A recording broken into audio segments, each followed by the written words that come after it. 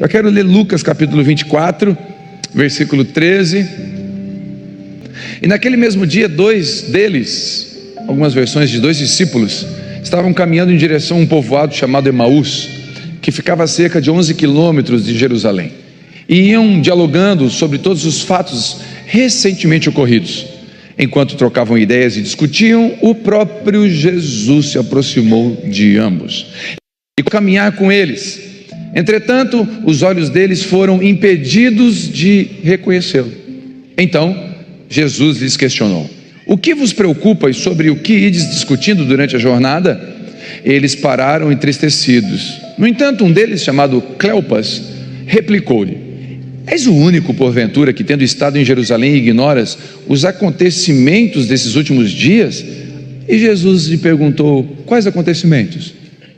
E eles começaram a lhe explanar. Ora, o que aconteceu a Jesus, o Nazareno, que era varão profeta, poderoso em obras e palavras diante de Deus e de todo o povo, e como os chefes sacerdotes e as nossas autoridades o entregaram para ser condenado à pena de morte e o crucificaram. E nós acreditávamos que fosse ele quem haveria de trazer total redenção a Israel. Mas hoje já é o terceiro dia desde que tudo isso aconteceu.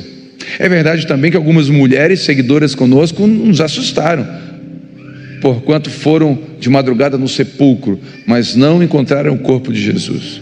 Contudo, voltaram e relataram que tiveram a visão de anjos, que lhes asseguraram que ele vive. Alguns de outros seguidores entre nós foram no sepulcro e encontraram tudo exatamente como as mulheres haviam informado, porém não viram ele.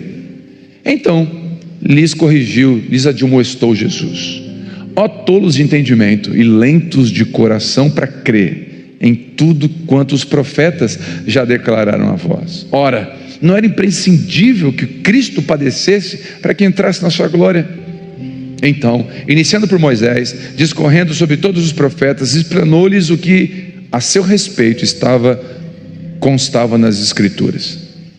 Ao se aproximarem de um povoado para qual se dirigiam, Jesus fez com que ia continuar a caminhada, seguindo um pouco mais à frente. Porém, eles muito insistiram, rogando: fica conosco, pois é tarde. Já é tarde, o fim do dia está chegando. Então ele entrou para ficar com eles. E aconteceu que, quando estavam reclinados ao redor da mesa, tomando ele o pão, deu graças e partiu e deu a eles. Nesse momento, eles abriram os olhos e o reconheceram. Ele, contudo, desapareceu diante dos seus olhos. E questionaram-se entre si: porventura não queimava o coração quando ele, durante a jornada, nos falava, quando nos explicava as Escrituras?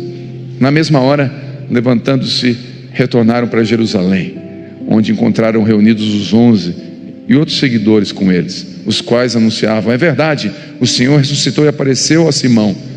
Então os dois comunicavam o que havia ocorrido no caminho e como Jesus fora reconhecido por eles enquanto partia o pão. Aleluia. Amém? Bom, o texto já é autoexplicativo por si só, não há necessidade de explicá-lo tanto. Você entendeu? Dois discípulos que estavam com Jesus viram os milagres de Jesus, ouviram testemunhos de Jesus, talvez viram Lázaro ressuscitar, tiveram experiências com Jesus. Só que eles estão caminhando agora de Jerusalém, onde tudo aconteceu, onde eles estavam reunidos, onde Jesus foi crucificado. Eles estão indo para um caminho, para uma cidade chamada Emaús. A palavra Emaús significa lugar de águas mornas, lugar não de calor nem de frio, lugar de mornidão. E eles estão indo porque eles estão tristes. Por que eles estão tristes? Porque Jesus, que eles acreditavam que ia redimir Israel, ou seja, livrar Israel da opressão romana, eles acreditavam que Jesus seria um libertador físico, um guerreiro, um general de guerra talvez. Só que Jesus não morreu para isso, para livrar militarmente ninguém. Ele morreu para livrar as cadeias da nossa alma, para nos livrar do inferno, da morte eterna, para a vida eterna. Ele morreu a nossa morte para que vivêssemos a sua vida. Só que eles estavam com uma expectativa em Jesus, e Jesus não supriu as suas expectativas. E aí eles estão caminhando e Jesus encosta, enquanto eles estão ali, né? Não perceberam Jesus. Olha que coisa interessante, eles não perceberam Jesus, mesmo tendo um relacionamento com Jesus, tendo contato com Jesus, porque quando a gente está magoado, triste, dias difíceis nos impedem de perceber Jesus. Isso bloqueia o nosso relacionamento, isso dificulta a nossa capacidade de percebê-lo. E eles estavam tristes, decepcionados, frustrados, magoados talvez. Não era um dia bom, era um dia difícil, era o terceiro dia, e eles ainda não haviam visto Jesus. Então Jesus morreu na sexta, o sábado foi difícil. Imagine você perder alguém que muito ama, muito difícil. Essa semana, sexta-feira, nós tivemos uma perda na igreja. Um casal perdeu um bebê de 3 dias de vida. E a gente foi no velório no sábado. E hoje pela manhã, ontem à noite, hoje pela manhã, ele mandou uma mensagem. Eu mandei uma mensagem dizendo: meu irmão, te amo. E ele mandou uma mensagem: pastor, que dor. E ele só mandou chorando, dizendo: que dor. E foi muito difícil. Todos os velórios são difíceis, mas a mamãe, pela primeira vez depois da cesárea, pegou o bebê no colo no velório. E ela, chorando, agradeceu a Deus pela possibilidade de pegar no colo.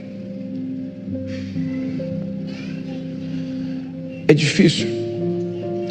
O que trazer de esperança para uma mãe e para um pai que perde um bebê assim? A frustração, ela pode nos impedir de perceber Deus. A dor pode nos impedir de perceber Deus. Naquele momento eu vi um pai e uma mãe apelando, buscando para Deus, o tempo inteiro dando glórias a Deus. Eu não vi eles murmurando, mas a dor era real, a dor era verdadeira. E os discípulos aqui estão tristes porque algo real aconteceu. Para eles, alguém muito importante morreu. Jesus havia morrido. E aí eles começam a discutir com Jesus. Jesus pergunta, e aqui eu vejo um pouquinho de como se Jesus nos tirasse para um real. Jesus pergunta sobre Jesus. É que Jesus chegou na conversa e falou: o que está acontecendo? O que deixou vocês tristes? Bom, pergunto, Jesus sabia? Claro que sabia, mas por que ele pergunta para nós? O que está deixando vocês tristes? Porque ele quer ouvir da gente. Então deixa eu dar um conselho: quando você estiver ruim, conta tudo. Jesus não tem problema que você conte tudo, inclusive que você está com dúvida, que você não acredita, que você está com medo. E Jesus pergunta: conta para mim. Aí um deles fala assim: tá, tu és o único aqui que não viu no G1, não, J1, porque é Jerusalém. Tu não viu no J1 que passou no J? Tá aí nas redes sociais, Instagram só fora disso. Jesus. E Jesus, aí eles começaram a pregar para Jesus sobre Jesus. E eles começam a discorrer: Jesus grande em poder e palavra. E Jesus: pois é, conta para mim.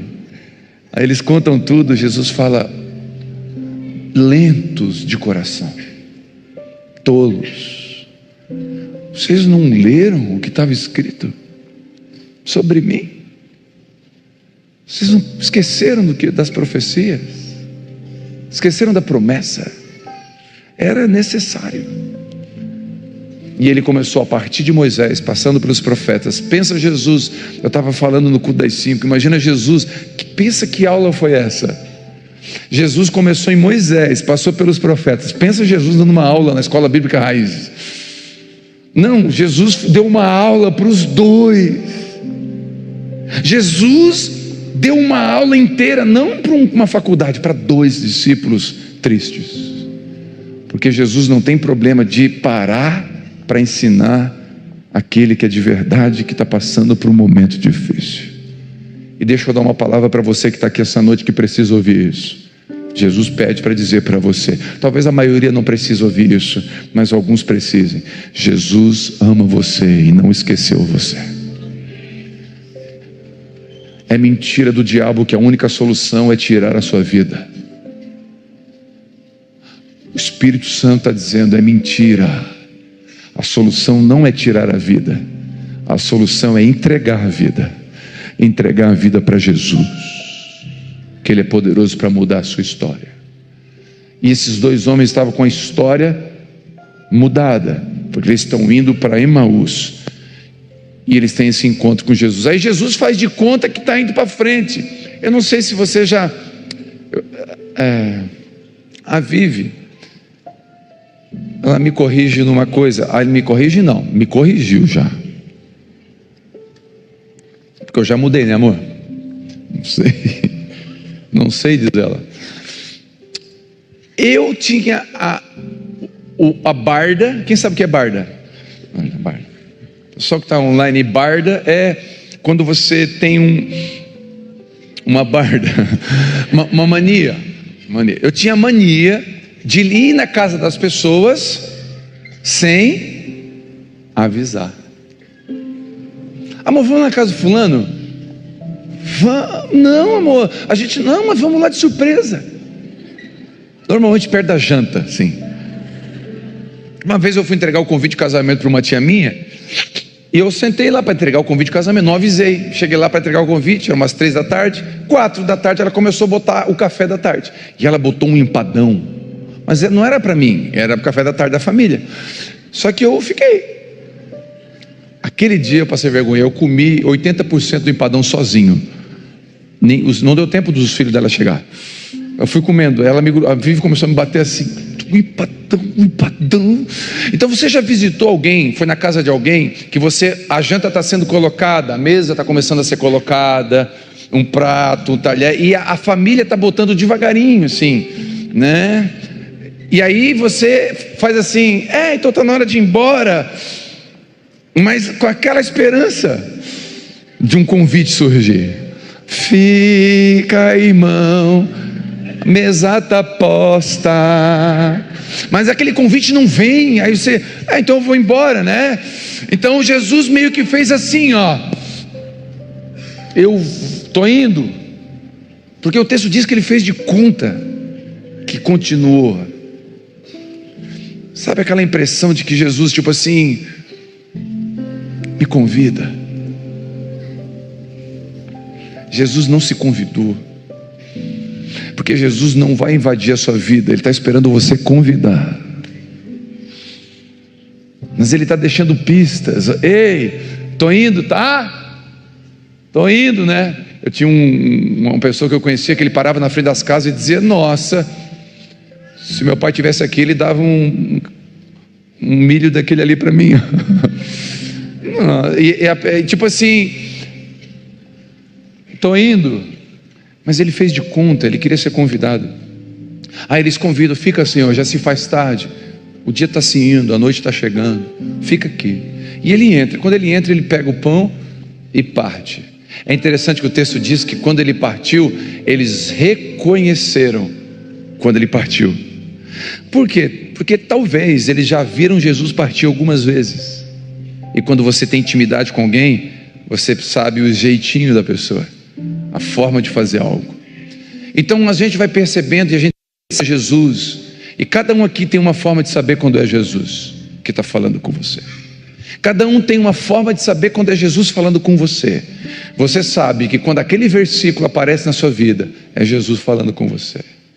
Você sabe que aquela canção, quando toca no culto, é Jesus falando com você. Você sabe que alguns detalhes, aquele pássaro, é seu. Não sei, tem algo que é seu. O partir do pão é algo íntimo. Então Jesus, quando ele parte o pão de forma íntima, eles percebem. Então nesse texto algumas verdades tem, nisso que a gente falou aqui. Uma verdade é, os discípulos passam por momentos de dúvida, de medo, de crise, de frustração. Qualquer um de nós pode. Posso te dar um conselho? Coloque os seus olhos em Jesus na perspectiva certa. Porque uma das mentiras que a gente pode aplicar, e por aí infelizmente tem, é que Jesus vai resolver todos os seus problemas. E aí, se eu disser para você aqui do púlpito que Jesus vai resolver todos os seus problemas, e se você fizer uma campanha de 7 semanas e der uma oferta de R$1.000, Deus vai salvar a sua casa. E aí, se não acontecer, você vai ficar frustrado comigo e com Deus, porque para muitos eu represento Deus. E aí as pessoas vão numa igreja olhando para o pastor prometendo coisas que Jesus não prometeu. E aí você vê nos júris, aí, nas instâncias, processos, pessoas processando Deus, processando igreja, que disseram que se você der o seu carro de sacrifício, você vai ganhar 10 carros a mais. Mas Jesus não prometeu isso. Então tem uma frustração em cima de uma expectativa que não foi a de Jesus. É uma frustração em cima de uma expectativa que alguém disse. Eu lembro do testemunho de uma pessoa há uns anos atrás, que ela estava com um filho enfermo, muito doente, muito doente, muito doente.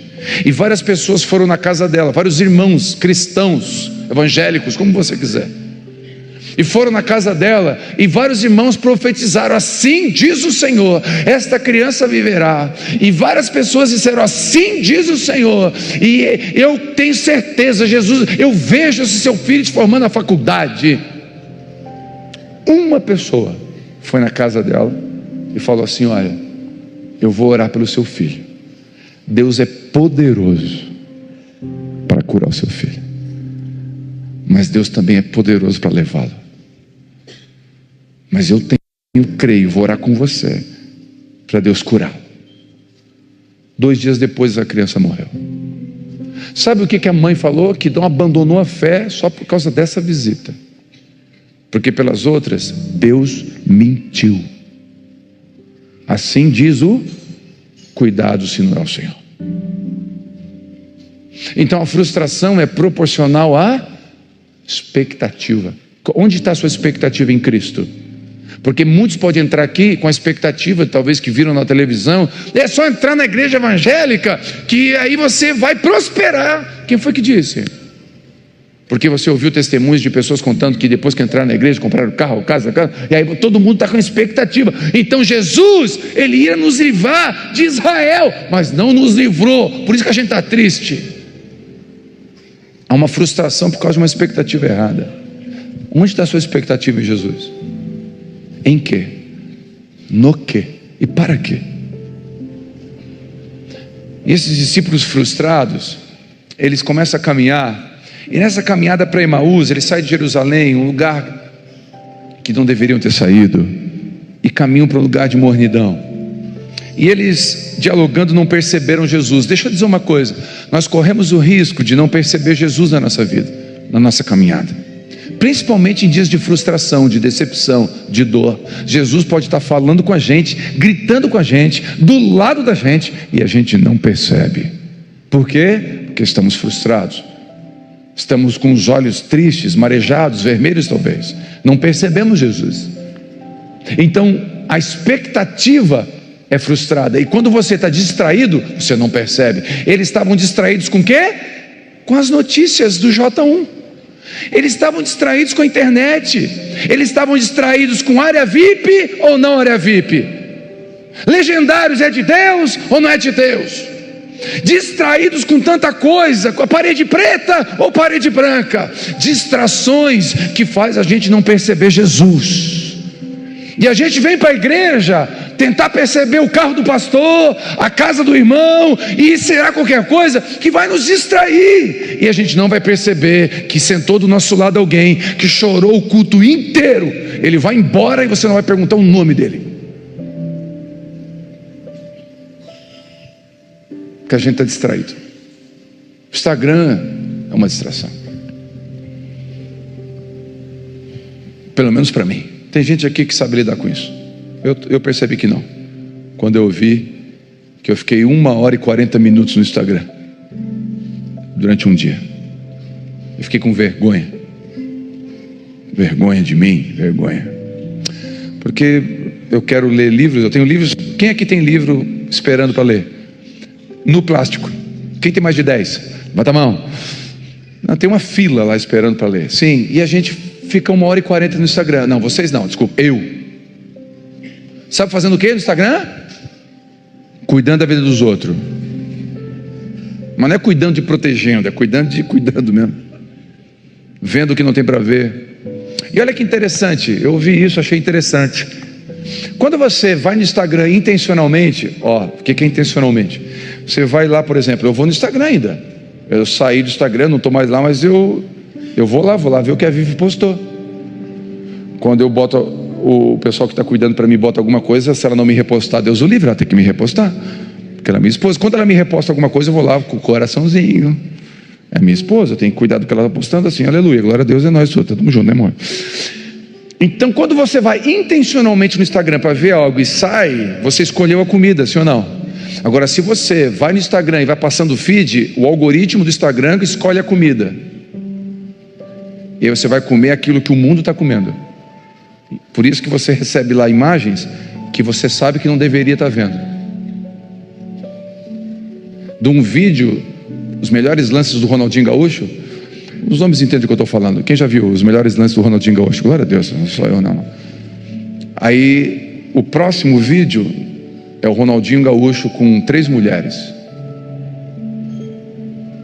E o algoritmo vai enviar para mim e para você aquilo que o mundo está comendo. É como se você fosse na Praça do Congresso, abrisse a boca assim, fechasse os olhos e dissesse: gente, pode jogar o que quiser. E aí eu percebi que a gente está distraído, discutindo coisa que não é para discutir. E quando eu vi, eu estava com raiva, estava ficando. Aí eu vou nos comentários das postagens. Estão rindo de nervoso? Porque os comentários são os melhores. A melhor parte são os comentários. Tinha que ter um livro só de comentários, porque é muita criatividade concentrada nas pessoas. E aí eu estou lá nos comentários dando risada, de repente já um comentário que eu não gostei, aí já estou com raiva, eu vou no perfil do cara. Só eu, mas alguém? Levanta a mão, pecador, levanta a mão. Eu achei que era só eu. Aí eu vou ver no perfil do cara, vou ver que ele é flamenguista. Está explicado, endemoniado. Por isso que ele está fazendo esse comentário infeliz. E aí você começa, e quando você viu, deu 1h40, e você não percebeu que Jesus encostou do seu lado, através do seu filho que está triste, ou através da sua esposa que está depressiva, ou através do seu marido. Porque Jesus encosta e a gente está distraído. Você não sabe das últimas notícias, Jesus? Foi o comentário dos dois. Vocês estão discutindo as últimas notícias? Eu estou do lado de vocês e vocês estão preocupados com as últimas notícias. Eu fui profetizado de Moisés, Isaías e todos os profetas. Eu estou aqui com vocês e vocês estão preocupados com as últimas notícias. A igreja A, a igreja B, o pastor que pecou e confessou o pecado dele. Olha, eu acho que foi falso, eu acho que foi verdadeiro, eu não sei como é que foi. O que você achou? Não sei. Eu estou tentando perceber Jesus na minha vida todos os dias. E quando eu estou atento, eu percebo. Quando eu distraio, eu perco Ele. Sexta ou sábado eu fui no mercado. Sexta para sábado, na Páscoa ali, eu fui no mercado. E estava aquele tumulto. Sexta-feira Santa, a gente não comeu carne. Aí comeu. Levantou aquele cheiro de carne. Aí a gente foi no mercado. Eu chego lá, eu estou passando, a mulher do caixa num suador, porque fila esperando, e naquele tumulto ela passando e nem me olhou. Aí eu peguei um Kit Kat, um chocolate, comprei, botei junto. No final falei, olhei para ela, oi moço, o que foi? Só um pouquinho. Ela, o que foi, moço? Um chocolate para você, Feliz Páscoa. Ela, ai moço,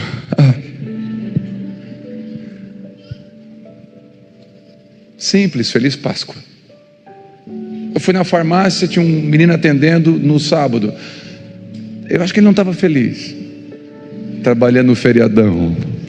Pela cara dele, ou era flamenguista ou estava triste mesmo. Ele estava com uma cara ruim. Aí eu falei: daí, jovem, tudo bem? Tudo. Deu tanto. Só um pouquinho, tem mais 5. Aí eu perguntei: quantas pessoas estão trabalhando hoje aqui? Estamos em 5. Por quê? Kit Kat. Eu vou fazer uma propaganda pro Kit Kat. O Kit Kat. Tô na área, tá? Derrubou, é pênalti. Ok. 5 Kit Kat dentro da mão dele. Ei, já deu um grito lá pro fundo. Oh, Kit Kat. Oh, obrigado. Feliz Páscoa, jovem. Oh, valeu, mano. Beleza. Simples assim. Mas para mim é Jesus do lado. Para mim é Jesus do lado. Sábado agora eu fui abandonado por um momento. Fiquei sozinho em casa. Fui, você me abandonou, tá? Estou falando publicamente. Não me olha com essa cara. A Vitória, a Bela, sei que, foi na casa de um e convidaram para comer churrasco. Eu não podia, porque sexta-feira eu estou brincando. Eu estava lá em casa e aí saiu quando eu vi. Nossa, é difícil. Eu comigo mesmo, eu sou insuportável. Aí eu estava lá sozinho. Aí sabe aquela impressão? Jesus preparou um ambiente e fez de conta que ia para frente um pouquinho. Aquela impressão assim: tá aí sozinho. Já que tu não consegue tirar tudo ao teu redor e ficar sozinho comigo, eu fiz uma oportunidade para você ficar sozinho. E Jesus fez assim: ó, tu tá sozinho, quer ficar sozinho ou posso ir? Aí eu fui lá, peguei o violão, aquele violão que está lá guardado. Peguei o violão e fui para a sala.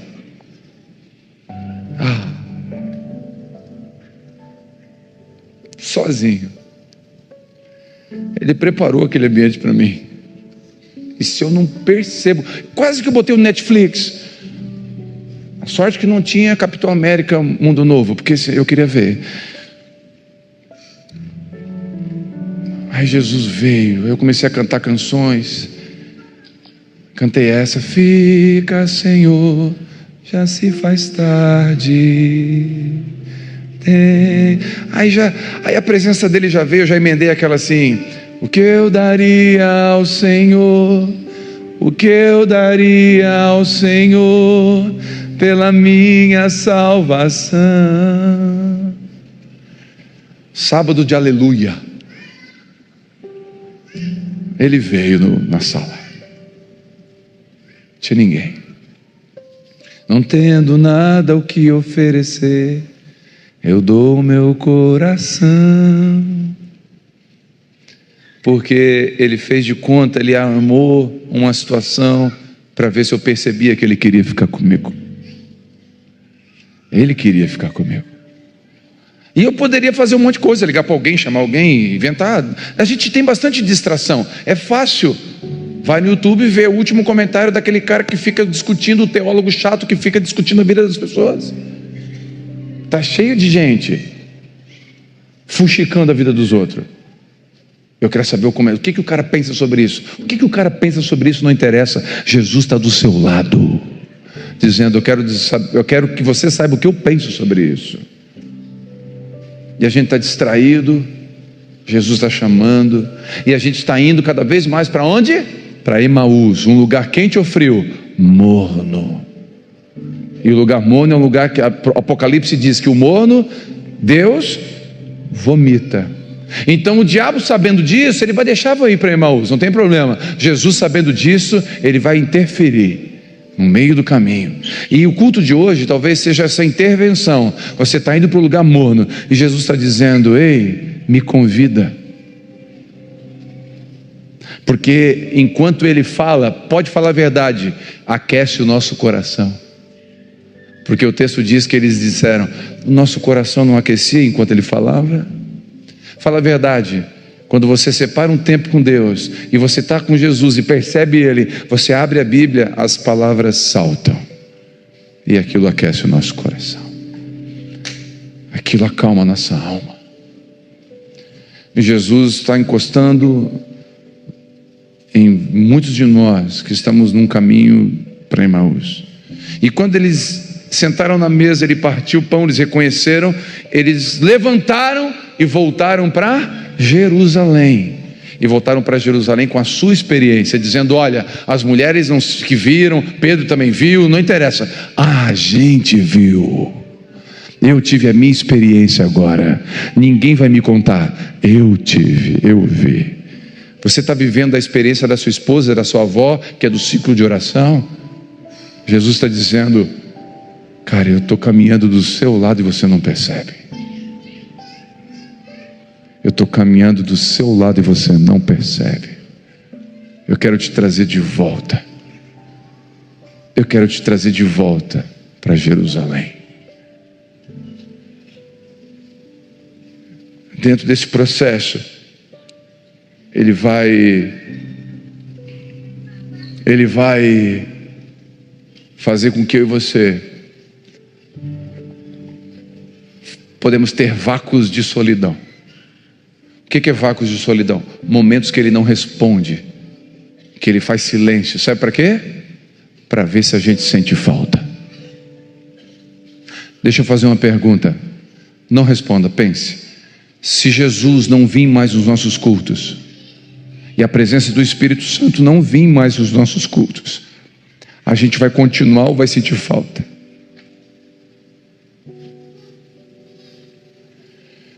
E eu arrisco dizer que em muitos lugares Ele não vai mais, mas ninguém mais percebe. Não. Se Ele não vir mais, eu não quero mais. Eu quero perceber a falta dEle. O dia que Ele nos deixar, se Ele nos deixar, eu quero perceber a falta dEle. Porque é bom quando Ele está, aquece quando Ele fala, e a esperança quando Ele diz.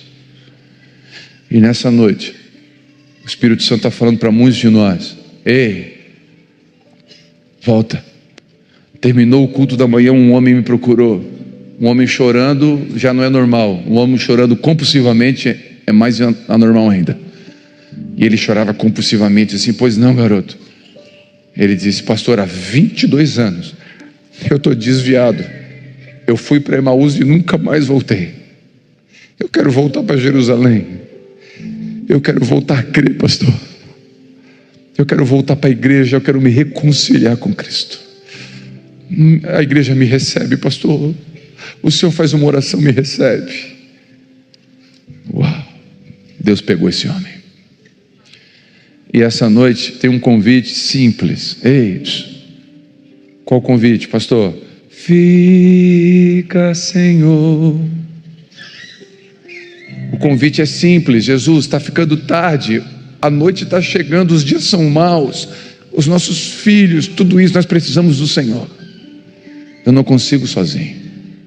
E o convite dessa noite não é dele, o convite dessa noite é nosso. Eu vou repetir: o convite dessa noite não é dele, o convite é nosso. É nós que fizemos o convite essa noite. Ei, Jesus, entra, senta, vamos ceiar de novo. Parte o pão aí, vamos ter relacionamento de novo. Quem recebe essa palavra no seu coração? Sentado mesmo, feche os olhos por um instante, por favor. Com os olhos fechados, só aqueles que reconhecem que estão em Emaús há muito tempo, num lugar morno, longe de Deus. Levante a sua mão onde você está, nós vamos orar por você. Senhor Jesus, esse irmão, essa irmã que levanta a sua mão agora, reconhece que não está mais em Jerusalém, aonde deveria estar. Está em lugares e caminhos que não é para mais estar.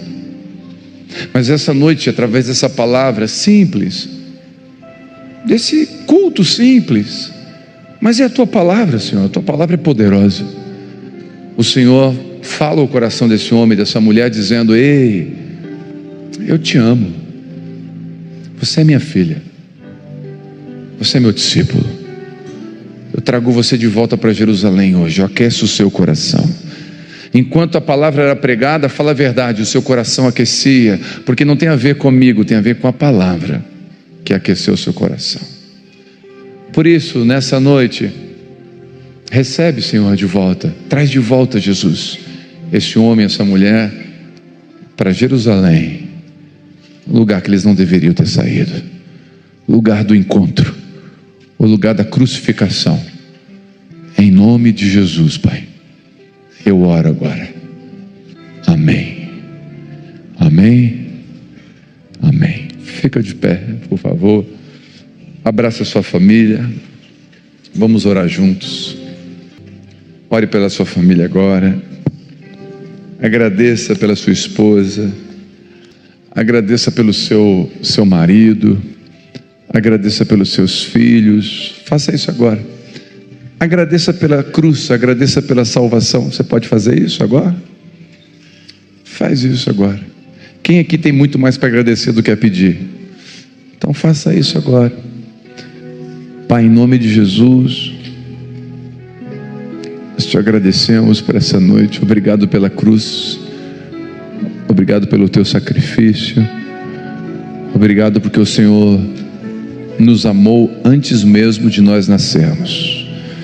E nós vamos reunir até que o Senhor volte, lembrando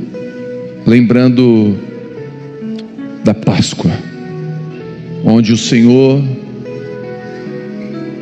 bebeu e comeu do amargo, para que eu e os meus irmãos pudéssemos comer e beber da vida. Por isso, Senhor, nessa noite, nós te agradecemos por tudo que o Senhor fez por nós. Não deixa a tua igreja esquecer do sentido da Páscoa. Não tem a ver com o coelho, tem a ver com o Cordeiro, Jesus. Cordeiro de Deus que tira o pecado do mundo. Muito obrigado. Nos dê a capacidade de perceber o Senhor no caminho. Que a gente perceba ao sair por aquela porta, Jesus. Em nome de Jesus, Pai, essa é a nossa oração. Amém. Amém. Amém. Graças a Deus.